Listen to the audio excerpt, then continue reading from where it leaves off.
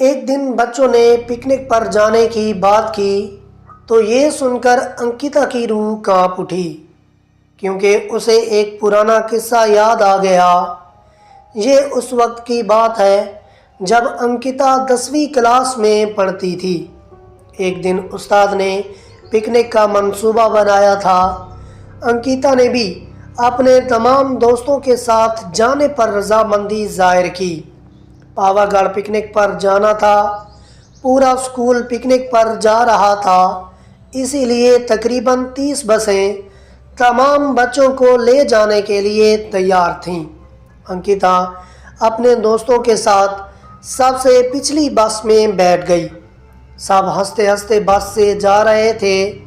پھر جنگل سے کچھ دور پہنچنے کے بعد اسی بس سے ایک زوردار آواز آئی۔ اس وقت رات کے 1:30 بج رہے تھے۔ ڈرائیور گاڑی سے باہر آیا تو اسے معلوم ہوا کہ ٹائر پھٹ کے آئے۔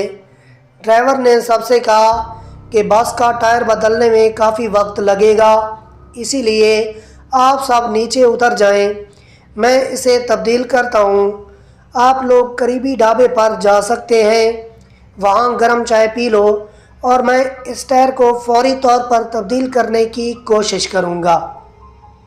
ڈرائیور کی بات سن کر سب بس سے اترے اور پیدل ہی قریبی ڈھابے پر پہنچے۔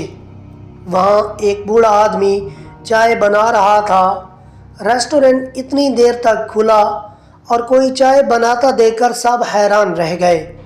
بوڑھے نے کہا، تم سب چائے پیو، یہاں اکثر لوگوں کی گاڑیاں ٹوٹ جاتی ہیں، اسی لیے میں اپنا ڈھابا ہمیشہ کھلا رکھتا ہوں، آپ جیسے راہگیروں کو کچھ مدد ملتی ہے۔ اس کی بات سن کر سب نے چائے کا آرڈر دیا۔ تھوڑی ہی دیر میں اس نے سب کے لیے چائے تیار کر کے میز پر رکھ دی۔ چائے پیتے ہوئے انکتا کی نظر سیدھی ڈھابے کی چھت کی طرف گئی۔ وہاں انکتا نے سفید ساڑی میں کھلے بالوں والی ایک عورت کو دیکھا۔ کچھ دیر بعد وہ زور سے ہنسنے لگی۔ ہنسی کی آواز کسی کو سنائی نہ دینے کے باوجود انکتا نے منہ کھولے اسے ہنستے دیکھا۔ یہ سب دیکھ کر انکتا نے خوف سے آنکھیں نیچی کر لیں۔ کانپتے ہوئے انکتا نے کسی طرح دوبارہ چائے پینی شروع کی تھی کہ اسی لمحے جنگل سے کسی کے چیخنے کی آواز آئی۔ یہ آواز سن کر ڈھابے میں بیٹھے تمام بچے اور اساتذہ خوفزدہ ہو گئے۔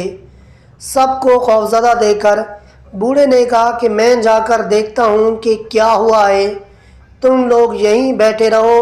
یہ کہہ کر وہ آواز کی طرح بڑھا۔ پھر ایک لڑکی کو مسلسل خون کی الٹیاں آنے لگیں۔ اسے دیکھ کر سب کی حالت بگڑ گئی۔ اسی وقت ایک استاد نے کہا کہ آپ سب آگ جلا کر اس کے آس پاس بیٹھ جائیں۔ سب نے مل کر آگ روشن کی اور ایک دائرے میں بیٹھ گئے۔ استاد نے سخت لہجے میں سب سے کہا کہ کوئی اکیلا کہیں نہیں جائے گا۔ ویسے بھی سب اتنے ڈرے ہوئے تھے کہ اکیلے کہیں جانے کی ہمت نہیں تھی۔ 3 بج رہے تھے جب ہم آگ کے پاس بیٹھے تھے، پھر کہیں وہ بوڑھا جنگل سے واپس آیا۔ اس نے سب کی طرف دیکھا اور کہا کہ سب اس چیخ کو بھول جائیں ورنہ جینا مشکل ہو جائے گا۔ یہ کہہ کر وہ ڈھابے کے اندر چلا گیا۔ پھر ڈرائیور نے بھی ٹائر بدلا اور بس لے کر ڈھابے کے قریب پہنچ گیا۔ سب اس بس میں بیٹھ کر خدا کا نام لے رہے تھے۔ بس میں سوار ہوتے ہی استاد نے سب کو بتایا کہ کوئی آپس میں بات نہیں کرے گا، سب لوگ فوراً سو جائیں۔ سب نے استاد کی بات سنی اور بس میں خاموشی سے سو گئے۔ اس کے بعد ہم پکنک کے مقام پر پہنچے اور تقریباً 1 ہفتے کے بعد واپس آئے۔ کسی نے اس رات کے بارے میں پکنک پر موجود دیگر بچوں کو کچھ نہیں بتایا، کیونکہ ٹیچر نے منع کیا تھا، لیکن جیسے ہی وہ پکنک سے واپس آئے، سب نے اپنے دوستوں اور دیگر ہم جماعتوں کو اس بھوت انگیز واقعے کے بارے میں بتایا۔